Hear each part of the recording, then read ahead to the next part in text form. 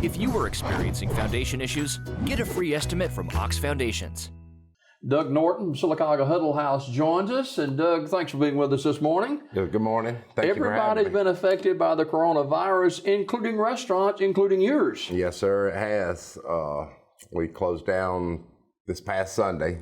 Didn't want to, but just made a business decision on the environment that we were in, and we were doing a certain amount, but it was costing 20-25% more to get that certain amount. So, and there's a fine line there, isn't it? Because you've got really an extended family with your employees. Yeah, there is. It was a very, very difficult decision, extremely difficult. They were tears shed, of course. People having to take off for the first time and really forever. Yeah, we've never had to shut down, and we've made it through the mortgage crisis, tornadoes, ice storms. It's all, Huddle House has always been a staple, and everybody could always count on us. But this has really, really hit home and hit hard, and we just got to evaluating the situation, and that I got to thinking there was, if we do shut down, there's a lot of maintenance stuff and repairs that I could be doing at this particular time, and unfortunately, you don't want to have to do repairs in times like these. Of course, you don't want that to be the reason. You're a 24/7 operation, right? You don't want that to be the reason that you do close down. But again, I just made a basic business decision to go ahead and lock the doors for a week or two, or however long this is going to play out. Hopefully by Easter, like the president said, that we can be back up and running. But I've got 3 or 4 that I'm working right now, and we've gotten a lot done the last few days. It looks better down there. It looks a lot cleaner, a lot more sanitized, and just stuff that's been overdue. And I'm glad that we were able to get to it. Again, I'm not glad that it was under these circumstances, of course. But and you've been in the restaurant business for how long? Came here in '96 and bought the Huddle House. Wow, 24 years, yes, sir. And Huddle House in Sylacauga on Highway 280, and I eat there a lot. Yeah. Mama Marie's and the Huddle House are my 2 go-to restaurants, and both, including the Huddle House, have employees that have been with you forever. Right. Yeah, I'm right there with you on both of them. Those are my 2 favorites.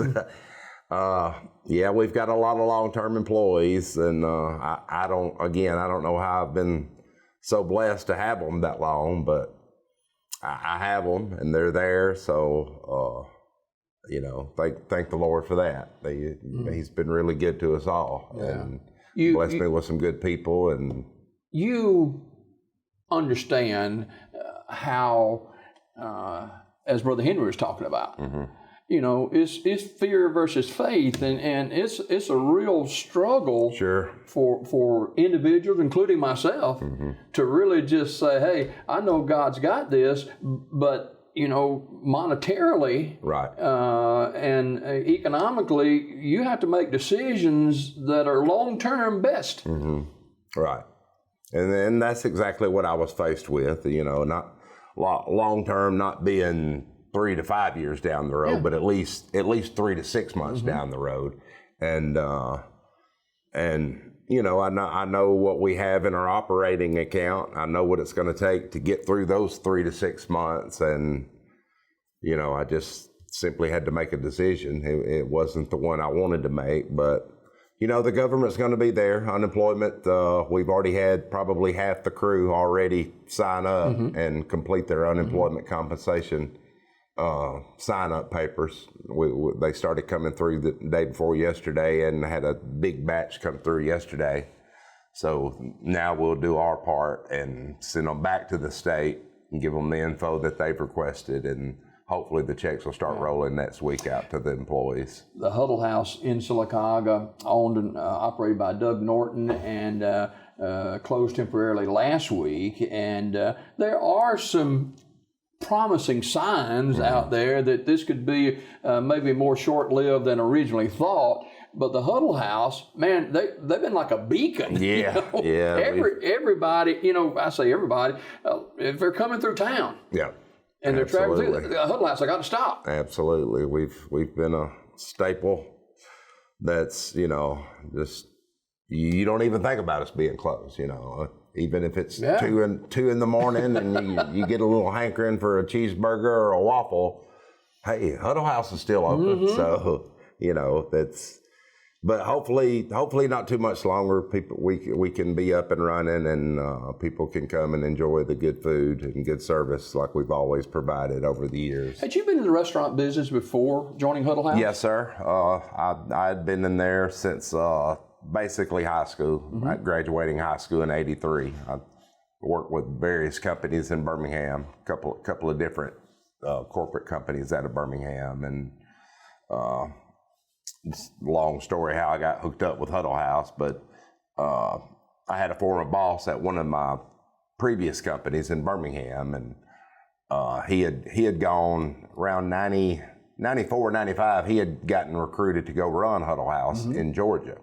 And I was still back in Birmingham, Trussville, Alabama, where I'm from, and he had heard that I'd left this particular company, and long story short, he heard through the grapevine that I was out of work and called and offered me a job with Huddle House as a traveling field rep working for their corporate office, not as a franchisee or a store manager, just basically doing inspections and, compliance for the franchisor, making sure that all the franchisees are selling what they're supposed to sell and, not getting offline and doing their own little thing. So those were monthly inspections, and that turned into me meeting a guy that owned Talladega and Sylacauga at the time. And when we first met, he tried to get me to come work for him, and I really didn't want to do the 24/7 thing. I'd never done that in Birmingham, it was, and that, that seemed like a grind there, the whole 24/7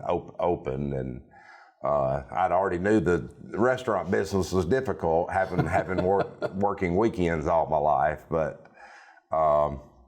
so that fell through. And a couple of months later, we talked again, and he brought up the idea of me buying him out in Sylacauga. And I said, well, that sounds pretty intriguing there. That's something that I want to pursue. And we talked a couple of times and came to the meeting table and hammered out a deal, and the rest is history. So you actually had a couple of Huddle Houses, did you not? I did. Yeah. I did. Wesley Bowden built Chelsea and Harpersville in the shopping field Chevron stations, roughly about I want to say 2004. I think he built those. Built Chelsea first, and then Harpersville second. Or no, vice versa, I'm sorry. Built Harpersville first and Chelsea second. But anyhow, he ran those for 4 or 5 years with a guy, and that guy ended up leaving and doing his own thing, and just needed somebody right off the bat, and got a hold of me, and we hammered out a deal, and I took those over and ran those for 11 years. So, but I no longer have those. Doug Norton, franchisee owner operator of the Huddle House here in Sylacauga, and 24 years. Yep. And there's a lot that goes into restaurants that doesn't meet the eye. I want to go in there and get that signature waffle with 3 pieces of crispy bacon and be on my way, and my coffee cup doesn't run out. But there's a whole lot more to it than just the customer sitting there, even though it's the customer end of the day. Yeah, there is. There's a lot of obstacles that we have to overcome, sometimes even on a daily basis. But hey, people get sick. They call in. Equipment breaks down. Equipment breaks down. Their children get sick. They can't come to work. You got an hour, 2 hour notice to find somebody. It's kind of tough. We're not financially sound enough to just keep 50 employees around, and not many companies are. Right. You basically schedule however many you think you're going to need, and that's really all you can afford.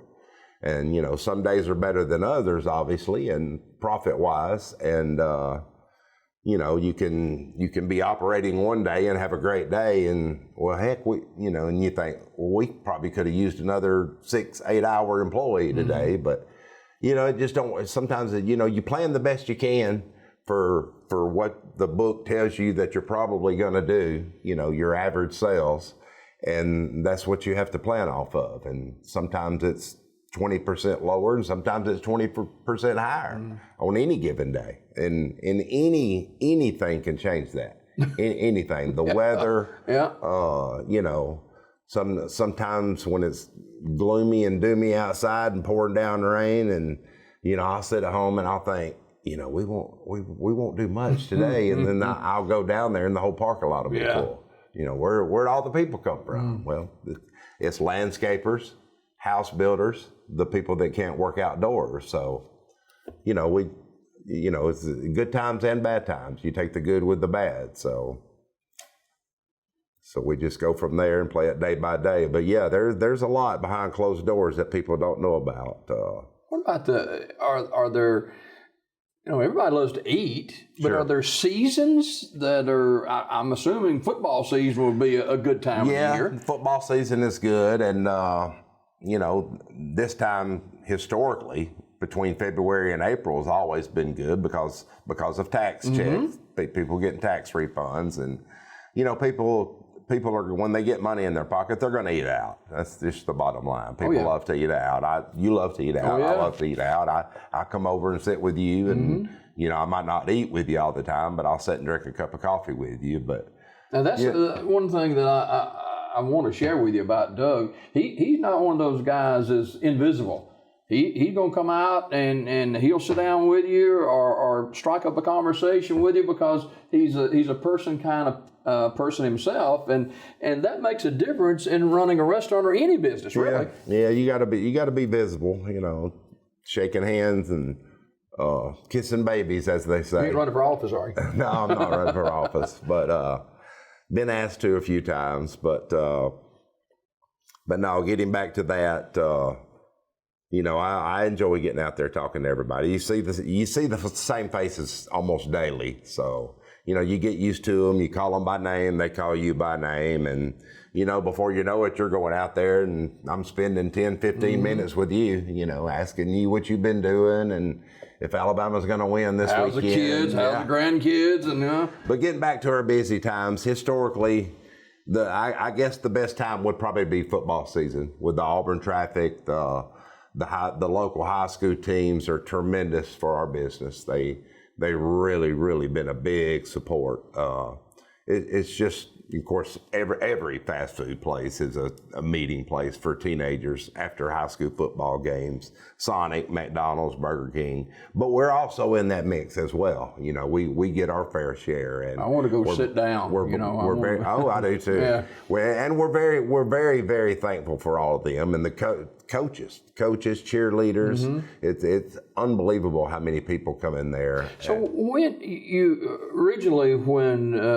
this COVID-19 thing broke and the guidelines came down, you were like a number of other restaurants. You were going to do the call-ins, and when did it develop that you said, well, this is not going to work for our particular company? Well, it sank in on whatever date it was, and we operated for roughly 7 or 8 days, 7 or 8 more days after that, and doing curbside call in only. You know, they could call it in and we'd run it out to the curb to them, or at that particular point you could actually still come in and order at the counter, which little bit odd right there, but little bit of a double standard in my opinion. But you can go in order, but you can't sit down and eat. But I think they've stopped that everywhere now. I don't think you can even do that anymore. I think it's pretty much drive-through only. So, but yeah, we operated for about another week, and Jimmy, it was just so sporadic. You know, we were having some days where, you know, hey, I'm able to pay what 3 or 4 employees I've got here, and maybe make a small profit. Probably not very much at all, but at least I'm paying the bills, what I'm using. And then the very next day, it would be half of that.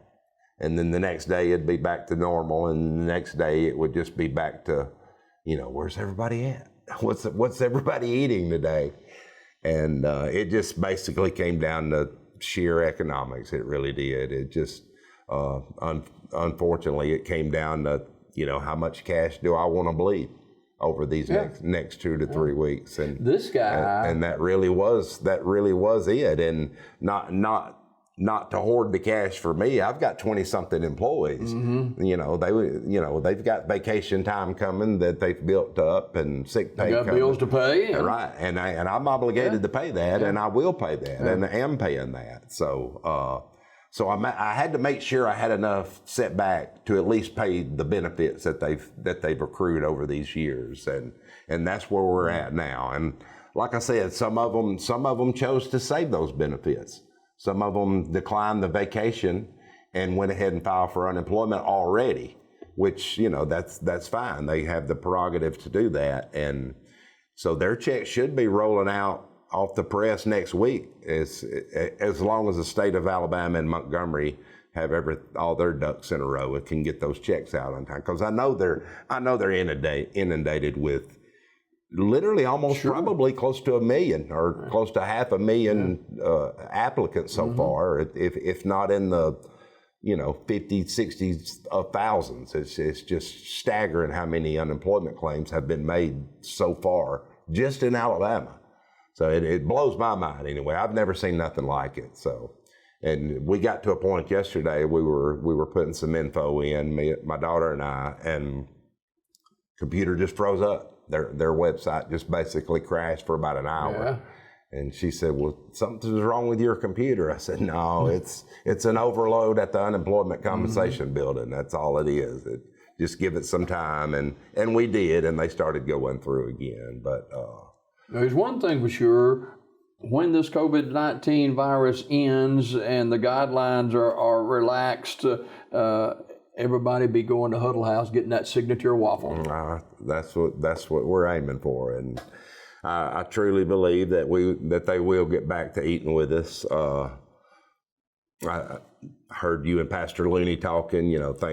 Things might be a little different when we get back up and running. We can't sit here and say what's going to be different and how this is going to affect the eat-in business and this, that, and the other, but.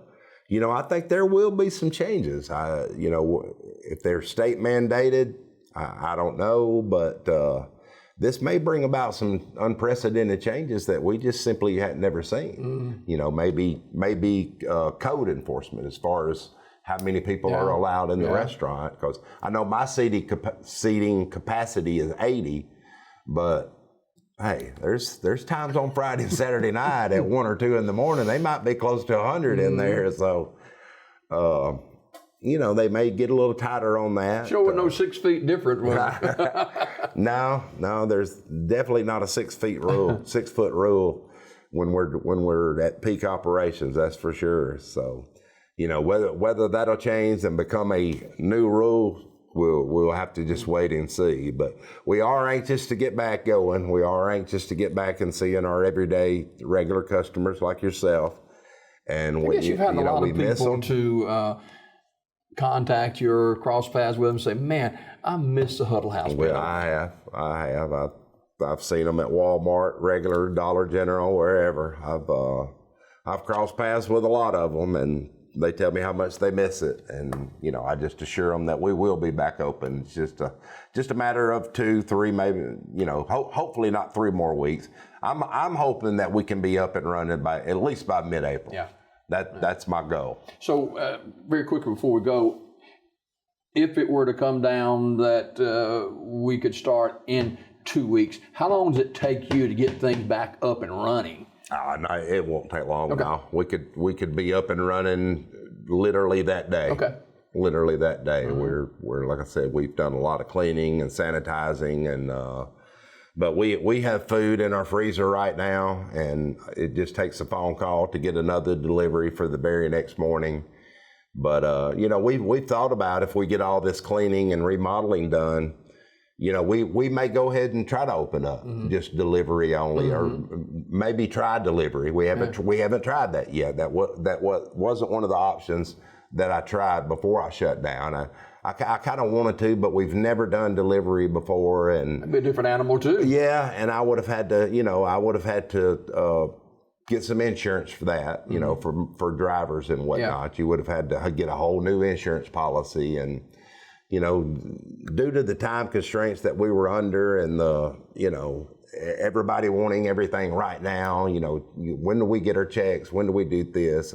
I just kind of put that on the back burner, and but if we get everything rolling and they still haven't opened up our dining rooms yet, I feel comfortable that we're going to at least try to do the to-go business only for a while until we can get back up to full operations. Doug Norton. And if delivery is part of that, we will do that. We've made the decision to go ahead and start delivering if we open before the state allows the dining room to be back open. Yeah.